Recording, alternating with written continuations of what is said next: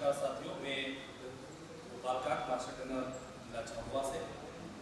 मैं आपको एक महत्वपूर्ण दस्तावेज होता है निर्वाचन समाप्ति पर जिसे तैयार करना होता है, वो है 17C, जिसे 17 के नाम से भी हम जानते हैं, अभिलिखित मतों का लेखा, जिसे हम मतपत्र लेखा भी कई बार कहते हैं।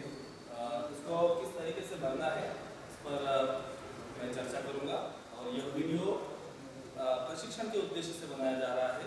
इसमें यदि किसी प्रकार की संशय या दुविधा होती है, संदेह होता है, तो इलेक्शन कमीशन के निर्देश के अनुसार जो है हमें मतपत्र लेखा को तैयार करना है। तो आइए हम मतपत्र लेखा को भरने की पूरी प्रोसेस को जानते हैं। 17C 17 मतपत्र के नाम से जाना जाता है। सबसे पहले इस मतपत्र लेखा में ऊपर और सबसे लास्ट में सुभिन्नक मोहर लगाई जाती है, जिससे यह पहचान होता है कि यह मतपत्र लेखा किस विधानसभा क्षेत्र से और किस मतदान केंद्र से आया है। इस प्रकार की मोहर होती है और इसे सुभिन्नक मोहर के नाम से जानते हैं, यह लगाया जाना है। और उसके बाद भरने की पहली प्रक्रिया में आता है, सबसे पहले हमें निर्वाचन क्षेत्र को लिखना है। क्योंकि झाबुआ ये वीडियो तैयार हो रहा है, निर्वाचन क्षेत्र 24 रतलाम अजजा लिखा जाएगा। इसके बाद लिखा जाना है मध्य प्रदेश, और इसके साथ ही साथ में इस स्थान पर हमारी विधानसभा का क्रमांक और उसका नाम भी हमें लिखना है। जिस विधानसभा क्षेत्र में हमारी ड्यूटी लग रही है, लोकसभा पर टिक लगा करके राज्यसभा संघ को काट करके विधानसभा को काटना है और वर्ष लिखना है 2024। और इसके साथ ही साथ में हम जिस मतदान केंद्र पर ड्यूटी कर रहे हैं उसका नाम और उसका क्रमांक लिखेंगे। और इस मतदान केंद्र पर उपयोग की गई तीनों unit, control unit, ballot unit और वीवीपैट, इनके क्रमांक लिखा जाना है। अब महत्वपूर्ण चीज आती है जो हमारे बिंदुवार हम डिस्कस करते हैं। पहला बिंदु कहता है कि मतदान केंद्र को नियत या असाइंड निर्वाचकों की कुल संख्या, वो निर्वाचक होते हैं जो हमें सामग्री प्राप्ति पर हमारे यहाँ पे कितने वोटर्स वोटिंग करने के लिए आएंगे, वो उसके साथ साथ में जब वोटिंग डे चलता है और वोटिंग के पश्चात जितनी ईडीसी आती है उन्हें भी उसको जोड़ा जाता है। एक एग्जाम्पल में दिया हुआ है कि 912 इस मतदान केंद्र को दिए होंगे। इस मतदान केंद्र पर वास्तविक मतदान के समय 6 व्यक्तियों के द्वारा ईडीसी का प्रयोग किया गया था। तो कुल निर्वाचकों की संख्या इनकी 218 होती है।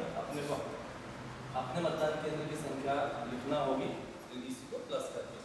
दूसरा बिंदु कहता है कि जो हमारे 17 का जो P2 प्रभारी है 17 का मतदाता रजिस्टर के, उनका अंतिम सरल क्रमांक क्या है उसको लिखा जाना है। सपोज 810 इस एग्जाम्पल के रूप में हुआ है। तीसरा बिंदु कहता है कि ऐसे कोई मतदाता जिन्होंने अपने मतांकन का प्रयोग रजिस्टर तक तो हुआ है लेकिन मशीन में नहीं किया, क्या ऐसी कोई संख्या है, उनकी संख्या को लिखा जाना है। जिस संख्या को लिखते समय यह सुनिश्चित रहे कि इसकी पुष्टि अभिलेख के रूप में 17 को मतदाता रजिस्टर के 5वें बिंदु या 5वें कॉलम में रिमार्क में भी लिखा हुआ होगा जिस संबंधित मतदाता के सामने कि इन्होंने मत देने का विनिश्चय किया है। चौथा बिंदु कहता है कि किसी मतदाता के द्वारा मतदान प्रक्रिया का उल्लंघन किया और हमने उसको अज्ञात कर दिया है, उसकी संख्या यहाँ पे चौथे बिंदु में लिखी जाना है। और पांचवा बिंदु हमसे कहता है कि हमारे मतदान केंद्र पर कितने टेस्ट वोट हुए हैं। यदि टेस्ट वोट होता है तो उनकी ये टेस्ट वोट वास्तविक में जो मतदान होता है, वास्तव में किसी अभ्यर्थी के पक्ष में जितने वोट डलते हैं वो सारे इनमें से यदि टेस्ट वोट होते हैं तो ये टेस्ट वोट हटाए जाने की आवश्यकता होती है। यदि मतदान केंद्र पर टेस्ट वोट होते हैं तो उन्हें लिखना है, तो नहीं होता है तो फिर 0 की संख्या रखना है।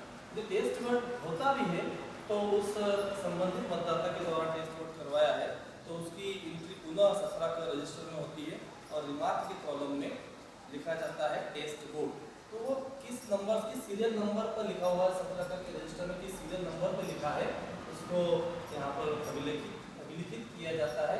इससे पता चलता है कि इस सीरियल नंबर के मतदाता ने टेस्ट वोट करवाया है। अब वो टेस्ट वोट यदि हुआ भी है तो वो किस अभ्यर्थी के पक्ष में गया है जिसे घटाया जाने की आवश्यकता होगी वास्तविक परिणाम से, तो उस अभ्यर्थी का नाम लिखा जाएगा और संबंधित अभ्यर्थी को कितने टेस्ट वोट को लिखे